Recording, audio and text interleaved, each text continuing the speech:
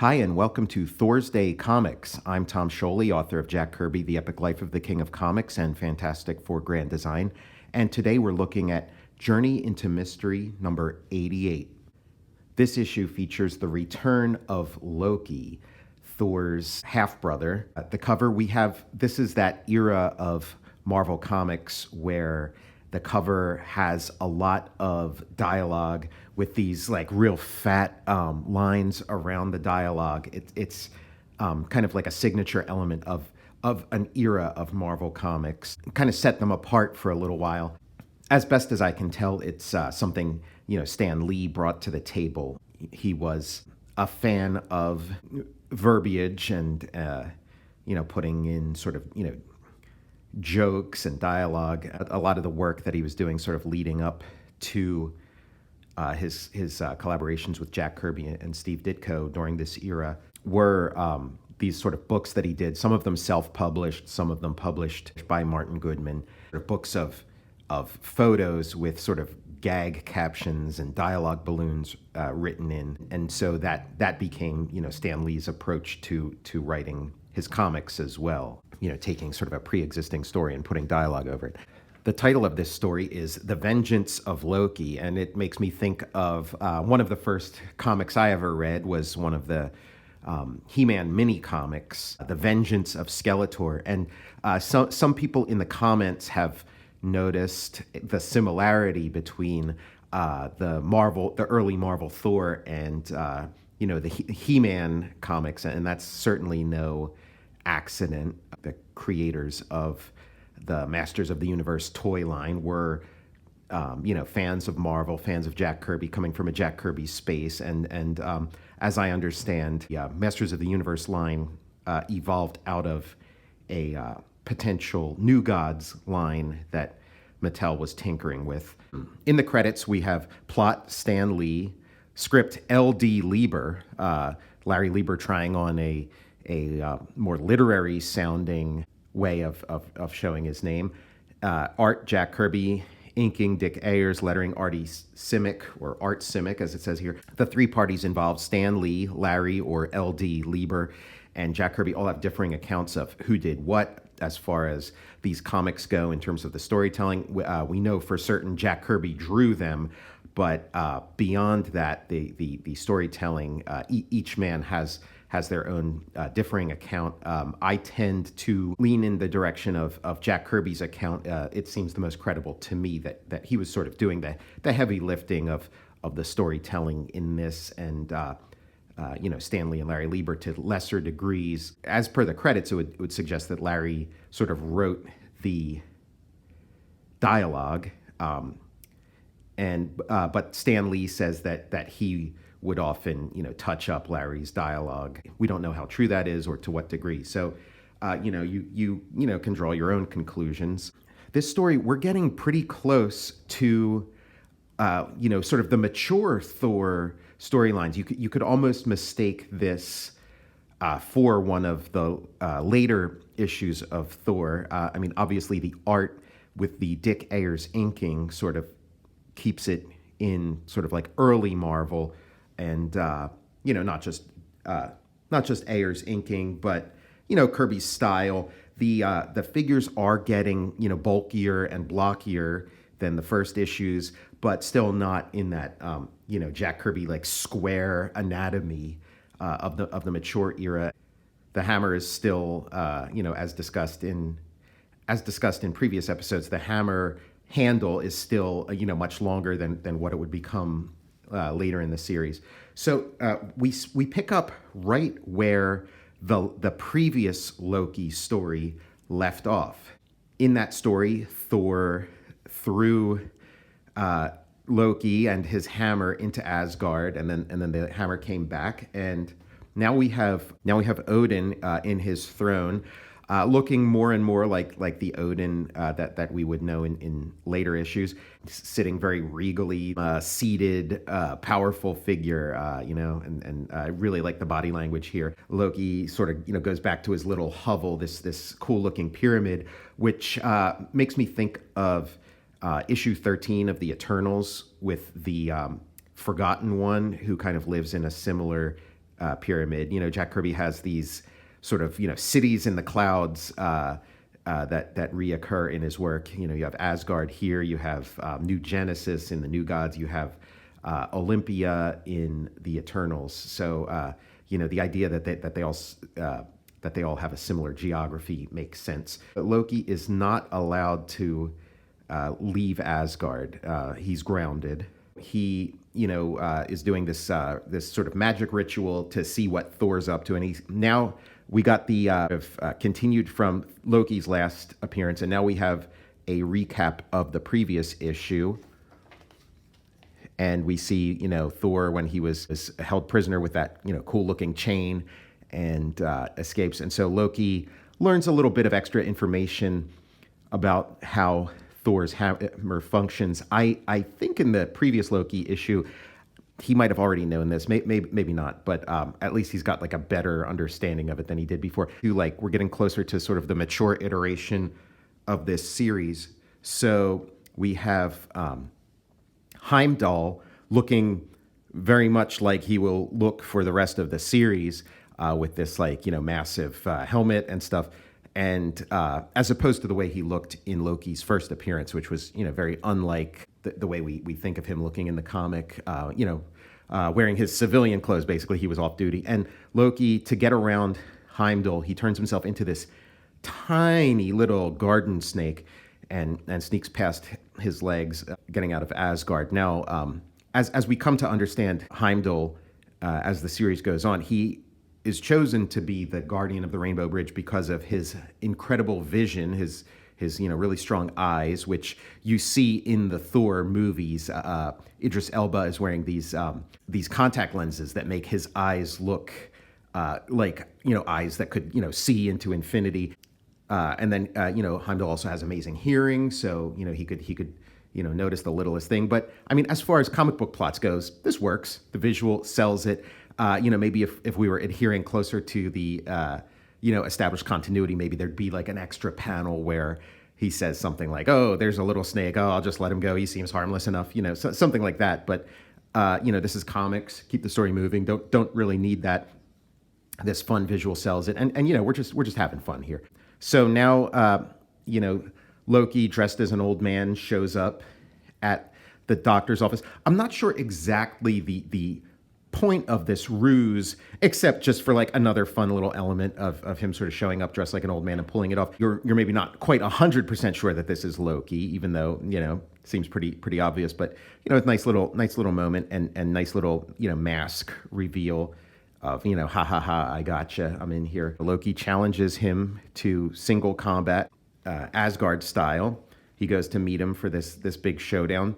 Thor throws his hammer. Now that this hammer again looking, more and more like the Thor we know. That the hammer, because of the foreshortening, the hammer handle looks shorter and more like the way it is, later on in the series. So I wonder, sort of drawing it foreshortened, if the foreshortened version becomes the non-foreshortened version and makes the handle shorter. So Loki comes up with kind of a cool scheme. He's a trickster. He's coming up with plots and traps. And so he has Jane Foster there and a tiger. And Thor has to leave his hammer while he defeats this tiger to save Jane's life. He kills the tiger, according to the dialogue. It might bother some readers. If it were a DC comic, he definitely would have just put the tiger to sleep or returned it to its cage. But a human life is at stake, and time is of the essence, and he just barely has enough time to kill the tiger, and enough time's elapsed that he turns back into Don Blake, and before he can touch the hammer, Loki puts a force field over it, and so now he can't touch the hammer, so he's stuck as Don Blake. Loki, being sort of a changeling, trickster, magician, turns into a pigeon, and man, if you want to disappear in a city, turning into a pigeon is a really good disguise, just blending in with the crowd. So he flies away. Don Blake checks on Jane Foster. Loki's flying around in a pretty cool upside down flying position. Kirby's always playing around with that kind of stuff. You never see Superman doing that in this era of comics. Superman's flight is very very stiff, probably by editorial dictate. So now we have another plot that we've seen in other Marvel comics, and we've seen in other Thor comics, and in other Thor comics featuring Loki, where he turns people, before he turned them into photo negatives. This time we're not employing this sort of photo optical processes to invert them. We're just getting like a drawing of them as outlines. So he's sort of holding people hostage as these sort of like ghost images. And then he's like, while I'm at it, let me mess around and turn, New York into Candyland. And so, this car turns into ice cream, immediately begins melting. This bike turns into candy canes and dogs start licking it. All the while, Thor's hammer is still locked up. Now, Loki is a little more like mischievous, a little more of like a mixoplick in this story than in previous stories. He is just kind of having fun and doing pranks and practical jokes. So here, sabotaging a communist weapons test, he takes this nuclear warhead that they're or this bomb that they're testing, and he completely disarms it. And plink. Now, so Loki, again, like Thor in previous issues, is sort of, Loki's as patriotic as anybody, and sort of, fighting on the side of the West, or so it seems. Could this be hinting at a face turn for Loki, much like in the Marvel movies where Loki, becomes a hero by the end? It tends to happen with sort of long-running stories. The villains, especially if it's like a very appealing villain, they kind of, the audience falls in love with them, and eventually they switch sides. But as the story goes on, we see Loki is just a prankster, and he sort of pulls similar pranks on the U.S. military, turning their weapons into, giving them wings and flying away. So you could sort of imagine this is early 60s, but as the 60s go on, Loki's becoming sort of, part of the anti-war movement, presaging his face turn. Don Blake, Thor, is aware that Loki may just be pulling harmless, maybe even benevolent pranks at the moment, but he knows Loki, and he knows that Loki's eventually going to get bored with these harmless pranks, and he's going to start doing things that are a little more dangerous, and people are going to get hurt. Also kind of similar to Mxyzptlk's evolution in Ellen Moore's Whatever Happened to the Man of Tomorrow, where Mxyzptlk gets bored of being a trickster and wants to become full-on evil. And I think there's maybe some sort of message or lesson there. And so now Thor has a plan, but we're not, or Don Blake has a plan, but he's not letting the reader in on it. So it's a nice little surprise. Thor shows up and says, haha, and I've got my hammer. And then Loki is surprised. So he takes off the force field to check to see if the hammer's still under there.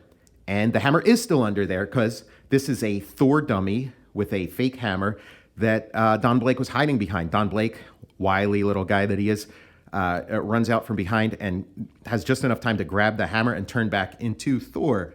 And this sort of Thor dummy makes me think of, Jack Kirby, World War II veteran, saw his share of combat, and makes me think of those sort of photos that you see now of like World War II dummy tanks, where it would be these like inflatable balloons that were made to look like tanks and jeeps, to sort of, fool the enemy into thinking that there's, more out there, or distract the enemy from, whatever they were going to attack, maybe drop some bombs on these balloons. So maybe Kirby's drawing from that. He does use that same plot in an issue of The Losers, where there's like this new super weapon that is, in fact, a parade float, just sort of a balloon that science fiction magazine fan is driving to distract away from the real operation that's going on. So Loki turns himself back into his pigeon shape. It worked before, it'll work again. But Thor's onto him. He knows that they can't resist peanuts, so he grabs a bag of peanuts and throws it at the pigeons. This little peanut vendor. We have a popcorn and Italian ice vendor in Pittsburgh that's been there for decades, and it's a similar little truck. So it's kind of fun seeing that here. Loki gives up his ruse is ruined. Thor's plan worked. All the other real pigeons go straight for the peanuts. Loki does not, so now he knows. Thor's chasing him. He flies over a tennis court. Thor grabs the net, uses it to catch Loki. Jack Kirby, by this point in his career, he commutes to New York occasionally to drop off his artwork and get his next assignments. But he lives in Long Island, so this tennis court seems a lot more at home in Long Island than in Manhattan, where the bulk of the adventures take place. But maybe Thor did sort of chase him, or maybe these are tennis courts in Central Park. In Marvel Comics, in Kirby's comics, a lot of these sort of things where you have these sort of cosmic beings that end up at sort of mundane places with the average citizen. And I don't know that I've seen another one where the fight takes them to a tennis court. So this is kind of a cool moment here. Something you might not see again. Some cool comic book solutions, taking a tennis net to catch Loki as a pigeon. So now it's over for Loki. He's done. We're at the end of the story, so we got to wrap it up somehow. So he's got Loki now, wraps him up in the net again, carries him to the last place Loki wants to go, Asgard. Because if Thor had sent Loki anywhere else, he could have his freedom, do what he wants. But Asgard is the one place where he's under house arrest if he's there. So he's back at Asgard, and again we get a similar shot to the last Loki story, where the backs of the heads of some Asgardian gods. Odin is, I am most pleased to see my favorite son again, but as for Loki, I know not what to do with him.